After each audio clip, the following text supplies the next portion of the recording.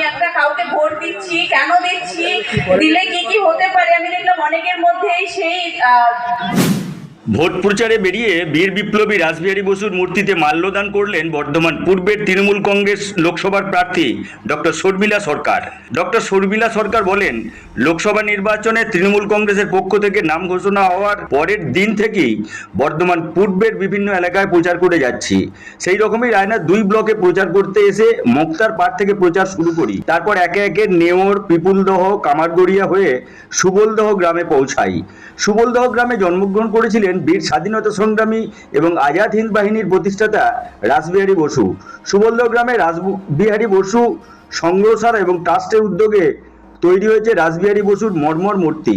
সেই মূর্তিতে মাল্যদান করে ওনাকে প্রণাম জানালাম, সাথেই জাতীয় পতাকা উত্তোলন করলাম। তারপর বড় বৈনান পার্টি অফিস পৌঁছে পরে বাজে কুমারপুর গ্রামে প্রচার সেরে গোতান বাজারে ভাষাচার্য সুকুমার সেন মহাবিদ্যালয়ের কাছেই জনগর্জন সভায় যোগদান করি। সঙ্গে ছিলেন রায়না বিধানসভার বিধায়ক সম্পাধারা, রায়না 2 ব্লকের ব্লক সভাপতি সৈয়দ কলিমউদ্দিন, গোতান পঞ্চায়েতের প্রাক্তন প্রধান শেখ সাহেব খান সহ অন্যান্যরা। প্রার্থী আরও বলেন, সকাল থেকে সন্ধ্যা পর্যন্ত যেসব এলাকায় প্রচার করেছি অভূতপূর্ব সাড়া পেয়েছি এলাকার মানুষদের কাছ থেকে। জনগর্জন সভায় বক্তব্য রাখতে গিয়ে মুখ্যমন্ত্রীর 72টি প্রকল্পের মধ্যে আমার সবথেকে ভালো লাগা 2টি প্রকল্প, যেটা হলো কন্যাশ্রী এবং লক্ষ্মীর ভাণ্ডার, ওই 2টি প্রকল্পের সম্বন্ধে বেশি করে বক্তব্য রেখেছি। লোকসভা ভোটে বর্ধমান পূর্ব থেকে তৃণমূল কংগ্রেসকে কয়েক লক্ষ ভোটে জিতিয়ে বাংলার মুখ্যমন্ত্রী মমতা ব্যানার্জি ও তৃণমূল কংগ্রেসের কাণ্ডারি অভিষেক ব্যানার্জির হাত আরও শক্ত করব। আমাদের ব্লক সভাপতি আজকের সঞ্চালক সৈয়দ কলিমউদ্দিন মহোদয়কে ধন্যবাদ জানাই।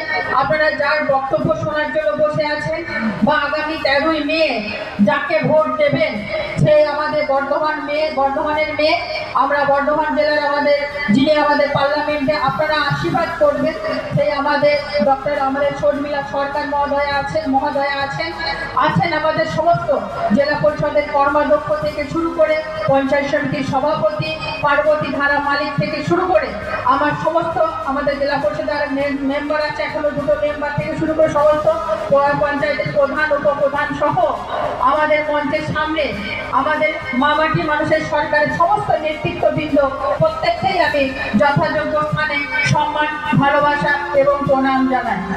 যদিও আমাদের এখানে বিনয়বাবু বলেছেন, পুরো বিষয়টাই বলেছেন, শুধু আমি 2-4 কথা বলবো।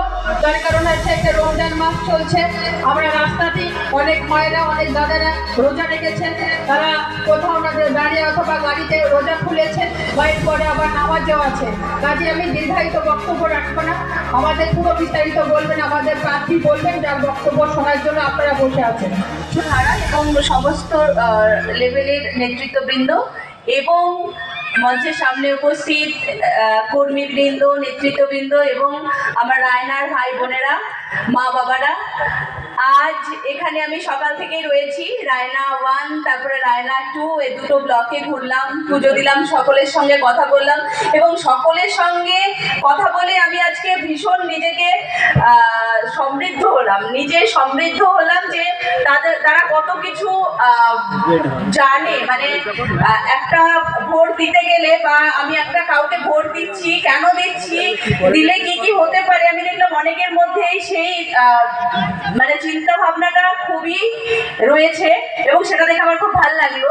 আমি একদমই বক্তৃতা দিতে জানি না, তো নতুনই এসেছি, তো 2-4 কথা বলতে চাই।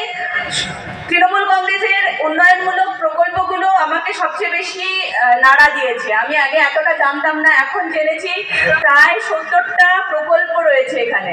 তার মধ্যে সবচেয়ে যেটা আমার মনে হয়েছে খুব দামি প্রকল্প সেটা হচ্ছে কন্যাশ্রী এবং লক্ষ্মী ভাণ্ডার। মানে আমাদের দিদি কিন্তু আমাদের মেয়েদের জন্য, মায়েদের জন্য অনেক কিছু ভাবছেন, অনেক দূরদর্শিতার পরিচয় দিচ্ছেন। একটা তো লক্ষ্মী ভাণ্ডার মায়েদের কাছে, যেটা আগের আমার বক্তারা বললেন যে মায়েদের কাছে একটু টাকা থাকলে তারা নিজের সন্তানের জন্য, নিজের জন্য বা কাউকে কিছু দেওয়ার জন্য সবসময় স্বামীর কাছে বা অন্য কারোর কাছে, পুরুষের কাছে হাত পাততে হচ্ছে না। তাহলে নিজস্ব একটা সম্মানের জায়গা থাকছে যে হ্যাঁ আমার কাছেও কিছু রয়েছে, আমিও কিছু করতে পারি। আমার নিজের কোনো ইচ্ছে হলে, আমার যদি মনে হয় আমার জন্য 2টো ছুরি কিনবো, আমি কিনতে পারি, কারোর কাছ থেকে আমাকে চাইতে হবে না।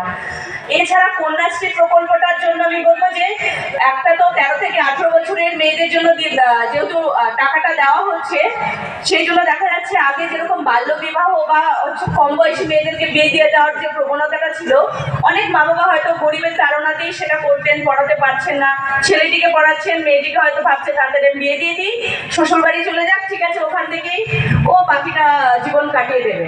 সেই জন্য একটা বিয়ে দিয়ে দেওয়ার প্রবণতা, একটা মেয়েকে কম বয়সে বিয়ে দিলে তার শিক্ষা শেষ হয় না, তার সে জানে না তার স্বাস্থ্যের কেয়ার নিতে জানে না, তার বাচ্চা হলে সেই বাচ্চাকেও ঠিকঠাক করে মানুষ করতে পারা, সেগুলো কিন্তু তার পক্ষে সম্ভব হয় না।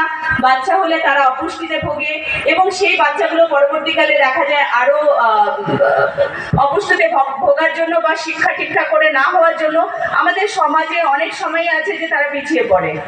আমাদের দিদি কিন্তু সেই দিকটা খুব ভালো করে দেখেছেন। 18 বছরের পরে গিয়ে এককালীন যে 25,000 টাকা দিচ্ছেন, তার জন্য যেটা হচ্ছে তারা কিন্তু পরবর্তীকালে হায়ার এডুকেশনে যাচ্ছে।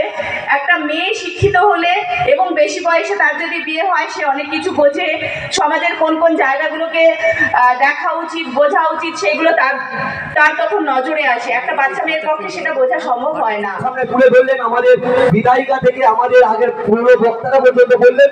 কারণ আপনারা সবাই জানেন যে আমরা যে পিছিয়ে পড়া মানুষ, আমরা কৃষক সম্প্রদায়ের মানুষ, আমরা মহিলারা, আমরা তফসিলি, এসসি এসটি, আমরা সংখ্যালঘু, সকলেই কিন্তু আমরা পিছিয়ে ছিলাম। আজকে মমতা ব্যানার্জি 11 সালে ক্ষমতায় আসার পরে আমাদেরকে প্রত্যেকটা স্তরের উন্নয়নটা পৌঁছে দিয়েছে। তাই আপনারা 19 সালের পর 21 সালে মমতা ব্যানার্জিকে 211টা আসনে প্রার্থী করে মুখ্যমন্ত্রী করে আবার প্রমাণ করিয়ে দেখিয়েছেন।